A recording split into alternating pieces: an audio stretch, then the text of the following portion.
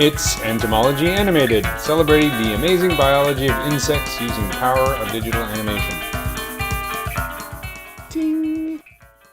Hey everybody, this is Eric Keller for Entomology Animated, and in this short video I'm going to do a breakdown of the models, the spider model that I created for the opening title sequence of Wednesday. This was a really fun project and I was very excited to be a part of it. It's really rare, but every once in a while it does happen when you're working on a production that actually incorporates your own passion and obsession. So in my case, obviously I'm a big fan of insects and spiders and I love invertebrates and invertebrate biology.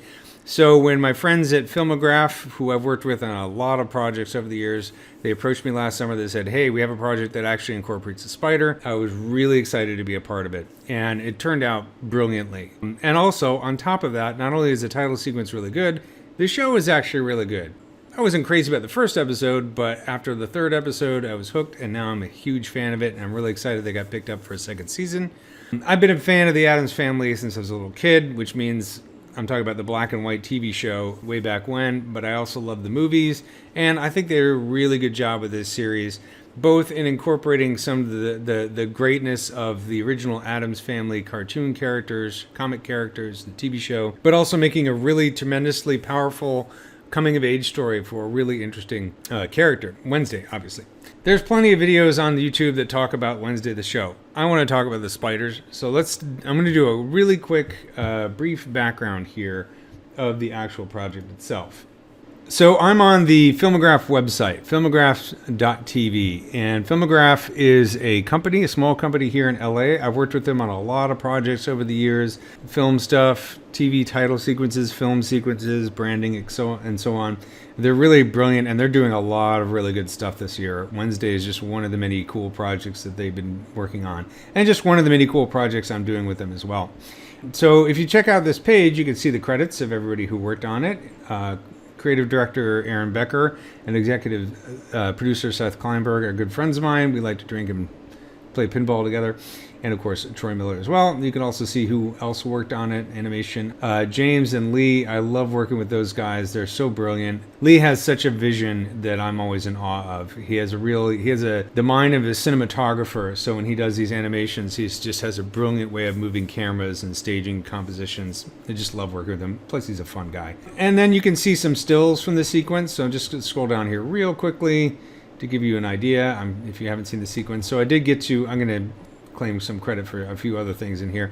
So I got to model this clock, which is fun, the spiral clock, very psychedelic, German expressionist kind of dream surrealism, and then it entwines with the staircase that I also got to model. So these were a lot of fun. And then I also got to animate Thing, which was great. So the model and the textures and the rig of Thing were provided by the studio. Really good rig. I don't know who did the rig, but just really fantastic. They knew what they were doing. So I got to animate Thing, I'm assuming it's a him, crawling up the stairs. And then, of course, onto the spider. So here's my orb weaver spider, walnut orb weaver. And what I want to talk about is why I chose this spider. And I'll show the model in just a second here. But just scroll down really quickly. You can see some of the other stuff. Then, of course, I have this fly model that I got to do. And Lee did the main animation, and then I kind of did touch-up animation on it and helped him out with the Venus flytrap here, which is a really fun sequence. I mean, you actually get some empathy for the fly, the poor little fly here, which I think is great.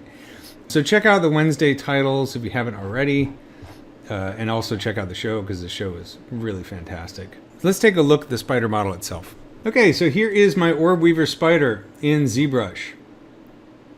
The turnaround on this model was pretty quick. I only had a few days to actually get the whole thing modeled and rigged, so I didn't get to go in quite the detail that I like to go into with my other models, but you can see it's mostly, the colors on here, the things that really stand out. And it's also a quick shot. We just kind of fly by and we don't even see the underside. We just see the top.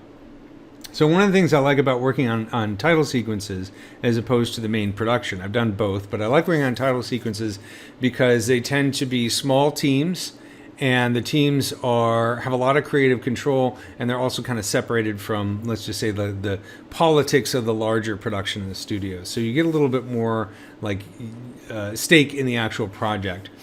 So Aaron actually asked me to choose the spider, which was great. So I got to really think about what would be appropriate for the title sequence. So if you take a look at, this is the actual stills from the final version, but they're pretty close to the storyboards. But the storyboards showed us going through an orb web and then passing the spider. So I knew it had to be an orb web. And what I mean by that, if you're not familiar with the term, orb web is a classic spider web that you always see in the spooky haunted house type things. It's just this giant spiraling net. They come in fairly different shapes and sizes, but that's the overall kind of look. Some are really neat and some are a little bit more messy. Depends on the species of the spider and I guess whatever mood they're in. So I knew it had to be an orb weaver, which is great because, typically, if they were being lazy about it, they'd just throw in like a black widow. Now I like black widows just fine. I think they're really beautiful spiders. But black widows are not orb weavers. They create kind of more of a messy, tangled web that tends to be lower to the ground. So a black widow would not be the right spider to do for this sequence.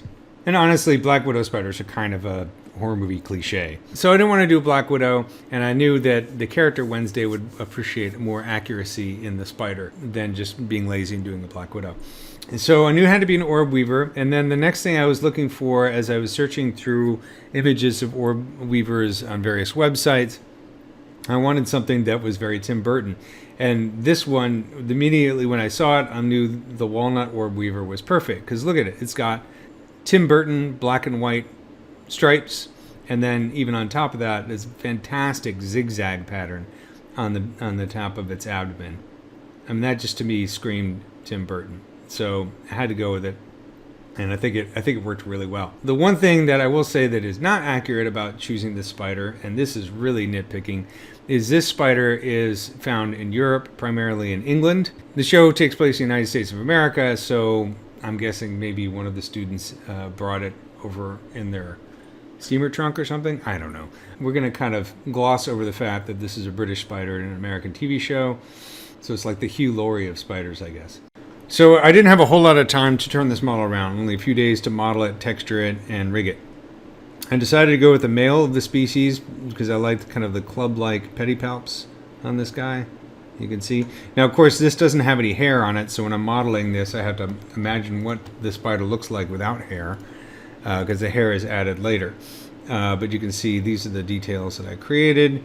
And what I did, since I had a short time to turn this around, I took an existing spider model I had, in this case the silver REO, and this is also an orb weaver. This is made for a different project. So I took this as my starting place and then shaped it into the orb weaver spider. So I actually ended up redoing most of it because they are quite different. But this is the result with the poly paint turned off. So you can see lots of lovely details. I have the spinnerets, and I believe this is correct, but like I said, I had to do a turnaround. So if you're a Walnut orb weaver enthusiast and you feel like I've got something wrong, you can let me know politely. But I think the model looks really nice.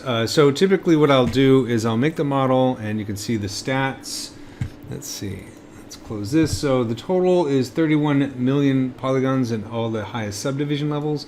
I did split this all into various subtools, which is pretty typical, and then created UVs in ZBrush, brought it into Maya, cleaned up the UVs. Typically I do the albedo, in other words the color. I'll do that in ZBrush using poly paint because I think the poly paint brushes are still superior to anything that I've experienced in working in like Substance or Marmoset. I just feel like I have much more control. It's faster and easier, and so the brushes in ZBrush are so advanced that it's very easy to get really cool effects, and it's very easy to create cavity masking and that kind of stuff to create this kind of speckling detail. And like, this is all going to be covered by hair, but I still like to detail as much as possible. And I also like to kind of draw in the hairs so that just kind of gives it a little bit more depth when you add the final hair and the shading. A little bit of a cheat, but it works. So there is the model in ZBrush. Let's take a look at the setup in Maya. Here's the model in Maya. So let's talk about my approach in this. I used Maya because I've been using Maya for 25 years. I could have used something like Blender, but I don't know Blender nearly as well. And also the other team members, a lot of them were using Maya. So it was a combination of Maya and Cinema 4D. So I didn't use Blender But I think Blender is wonderful. Nothing against Blender. The other thing is, when we started this, I wasn't sure if we were going to be rendering this on a render farm or if one of the other team members was going to do the rendering or if I was going to render it locally. For the spider shots, I did end up rendering it locally, but when I started the model, I wasn't sure about that. So I used Paint Effects converted into polygons for the hair, which is a technique I've used a lot in the past. Now, I also like to use Yeti on a lot of projects. Yeti is a wonderful fur. A choice for doing fur and hair, but I didn't think that the other team members would have Yeti, so I decided to go with Paint Effects because it was simpler. And this is a moderately hairy spider, so I think Paint Effects works just fine. XGen, I've never been a huge fan of XGen. I've always found it to be really buggy and kind of overly complicated, so my main choices for doing hair, my first choice is Yeti. My second choice is to do Paint Effects. Paint Effect, this doesn't have to react dynamically to the environment or anything like that, so straight up Paint Effects works just fine.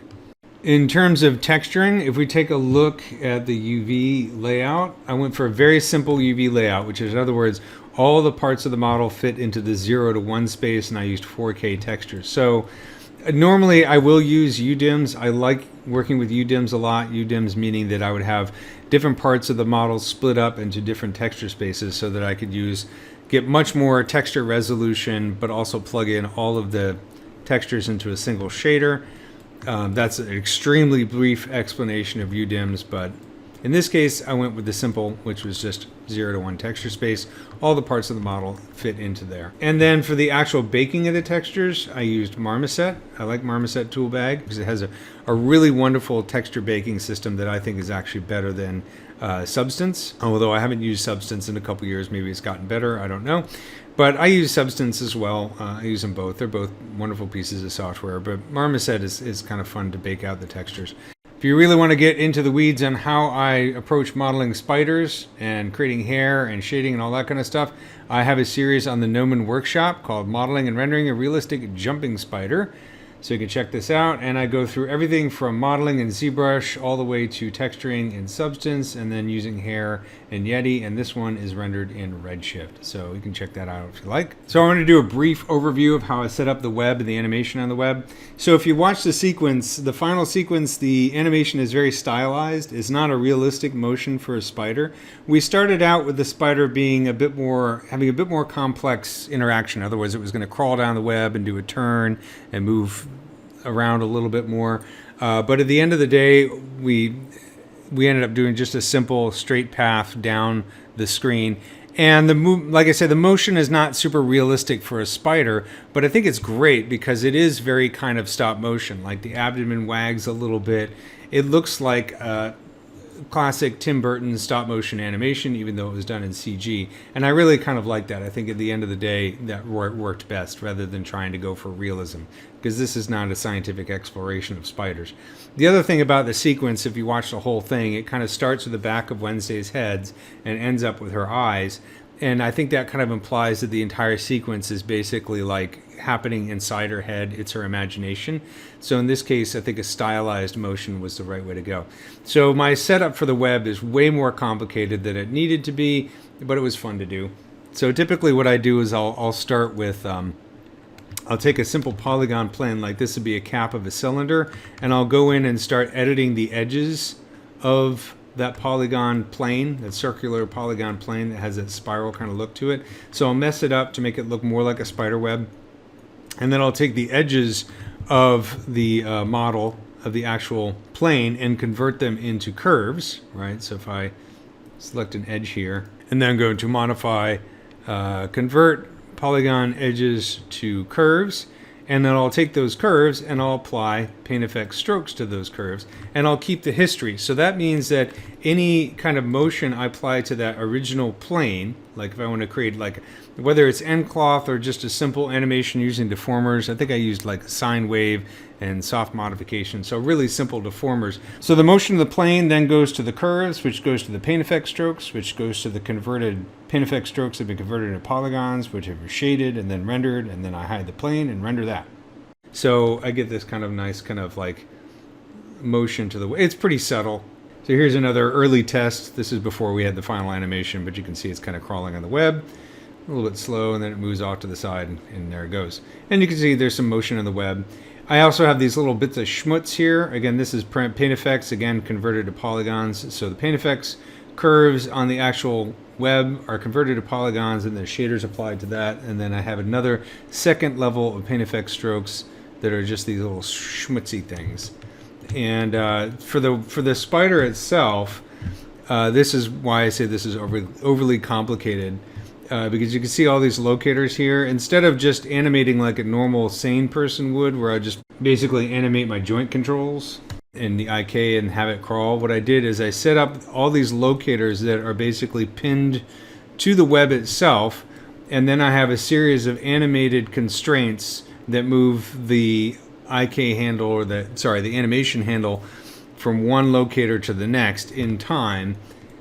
And I have the actual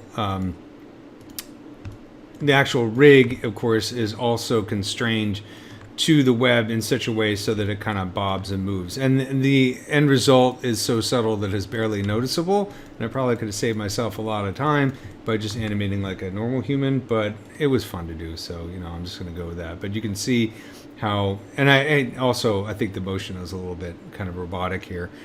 But it was kind of a fun thing to try. I think the very final version kind of simplified that quite a bit.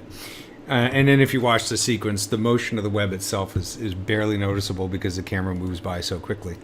For the final sequence, I did scrap that goofy system of constraints to animate the spider, and I went with a more straightforward animation of it crawling. The animation, as I mentioned before, is a bit kind of cartoony or stop motion like and less realistic, but I think it looks really cool. I should also mention that walnut orb weavers are completely harmless to humans. I guess I could have picked a more venomous spider, but that's not really that important. I think the most important thing about this spider is the stripes and the zigzags, because that's the Tim Burton thing that I was looking for. I think it looks really cool. If you haven't watched the series, I really like it. That's my opinion anyways. My favorite character is Eugene because he is an entomologist and a big fan of bees and a beekeeper. It would have been awesome, I think, if we'd seen him wandering around with a copy of E.O. Wilson's Superorganism, or any other book by E.O. Wilson. Would have been really great. Maybe it's in the background somewhere, but that would have been a really nice touch for the super nerds out there.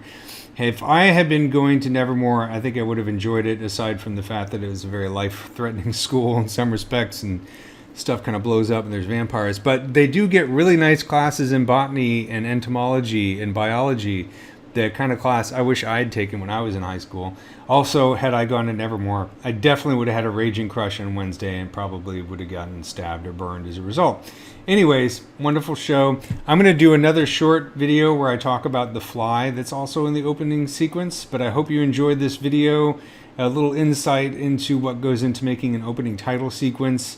Just so you know, you're aware. In this case, it was nice that we really took the extra step of making a spider that's interesting and appropriate and stylized, instead of just going to Turbo Squid and grabbing some random spider and throwing it in there and saying, there you go, there's your opening title sequence. I actually put a lot of thought and time into it, and that's why I enjoy working with Filmograph, and I love it when I get a project like this. I hope I get many more.